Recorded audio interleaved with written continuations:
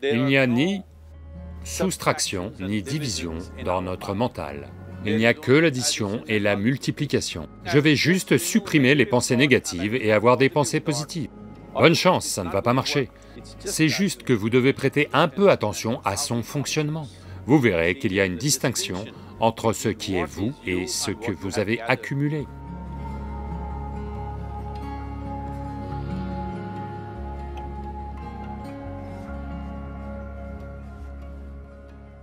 Eh bien, voyez la façon dont la question est posée et aussi la façon dont elle est abordée en général, c'est...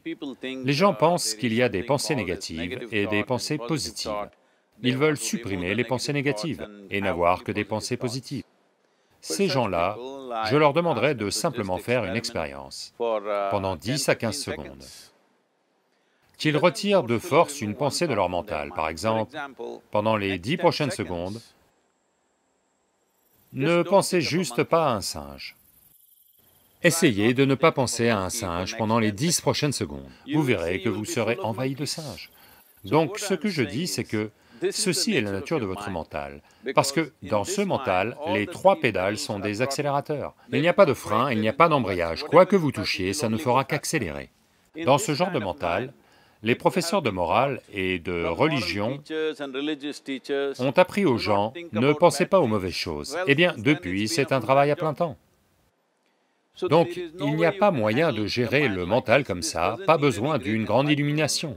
Si vous passez 2 minutes les yeux fermés, vous allez réaliser que vous ne pouvez rien faire de force avec ce mental. Donc, je veux supprimer les pensées négatives. N'allez jamais dans cette direction, parce que ce que vous voulez supprimer va devenir votre qualité, vous serez toujours dessus. Alors que faire? Le truc c'est ça. Sans comprendre la mécanique fondamentale de ce mental, parce que notre mental, le mental humain, est l'ordinateur le plus sophistiqué de la planète. Même tous les super-ordinateurs en sont sortis. Quand c'est le cas, n'est-il pas important que nous comprenions la mécanique de son fonctionnement? Un aspect simpliste de son fonctionnement, c'est que il n'y a ni soustraction ni division dans notre mental. Il n'y a que l'addition et la multiplication. Si vous essayez de faire quelque chose avec lui, il va dire une de plus. Si vous essayez fortement, ça va se multiplier encore bien plus. Dans ce mental, n'essayez pas d'identifier ce qui est positif, ce qui est négatif, pour ensuite le supprimer. Tout d'abord, on doit comprendre que ce mental qui est le vôtre, ce corps qui est le vôtre, sont censés vous servir vous. La vie que vous êtes est importante. Le corps et le mental sont des véhicules qui doivent nous servir nous. Si vous êtes assis dans un véhicule, il doit aller là où vous voulez aller. S'il va vers sa propre destination, quel est l'intérêt d'un tel véhicule? Ce n'est qu'une nuisance. En ce moment, la plupart des êtres humains, malheureusement, vivent cette possibilité fantastique qu'est le mental humain comme une nuisance, comme une chose problématique. Eh bien, c'est la plus belle chose que vous ayez. C'est juste que vous devez prêter un peu d'attention à la façon dont il fonctionne. Voici une chose simple. Le tout premier processus, c'est pour ça qu'on a sorti ce processus appelé Isha Kriya. Il est fait pour vous distancier de votre processus physiologique et psychologique. Il y a quelque chose qu'on appelle vous qui existe. Ce n'est pas la somme de toutes vos pensées et émotions et de votre processus physiologique. Au-delà de ça, il y a vous. Si vous fermez les yeux, même si vous ne pouvez rien voir, vous êtes toujours là. C'est par la fenêtre de vos yeux que vous regardez au dehors, mais si vous fermez les yeux, ça ne veut pas dire que vous n'existez pas, vous existez toujours.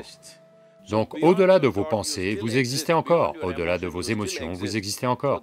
Donc ce vous, la vie que vous êtes, cela doit entrer dans votre expérience. Pourquoi est-ce que vous ne permettez pas à cela d'entrer dans votre expérience alors que c'est l'aspect le plus important de qui vous êtes? Qui vous êtes en ce moment, l'aspect le plus important, c'est que vous et moi sommes en vie, là maintenant, c'est tout. Ce que je pense, ce que vous pensez n'est pas l'important. Nous sommes en vie en ce moment, c'est ça l'important. Donc, il est important que vous vous concentriez sur ce sentiment fondamental de vie en vous. Et alors vous verrez qu'il y a une distance naturelle entre vous et votre processus de pensée. Une fois qu'il y a une distance entre votre processus psychologique et votre processus physiologique, c'est la fin de la souffrance, parce qu'il n'y a que deux sortes de souffrances traversées par les êtres humains, la souffrance physique et la souffrance mentale. Une fois que vous créez un peu d'espace entre vous et votre mental, entre vous et votre corps, c'est la fin de la souffrance. C'est quelque chose que chaque être humain doit éprouver et connaître, autrement, en pensant « je vais juste supprimer les pensées négatives et avoir des pensées positives », bonne chance, ça ne va pas marcher. 100% sûr, ça ne va pas marcher, car personne ne peut les supprimer, ils peuvent les éviter un certain temps. Donc quand des pensées négatives arrivent, vous dites « ram ram, shiva shiva », ce que vous voulez, mais ça c'est juste les éviter, elles n'ont pas disparu. Dès que vous arrêtez ça, elles vont ressurgir avec beaucoup de force, autrement elles vont revenir dans vos rêves. Donc c'est très important. Tout d'abord, vous devez comprendre que votre colère, votre ressentiment, votre peur, vos angoisses, la négativité que vous générez, en général, le ressentiment, la colère, sont toujours dirigés contre quelqu'un. Mais nous devons comprendre que ce sont des poisons que nous buvons et on s'attend à ce qu'un autre meure. Heureusement, la vie ne marche pas comme ça. Si je bois du poison, je meurs. Si je bois du poison, vous ne mourrez pas. Donc, nous devons comprendre ça. Quand je dis poison, aujourd'hui, vous pouvez vous faire des analyses chimiques. En ce moment, vous avez certaines analyses de sang.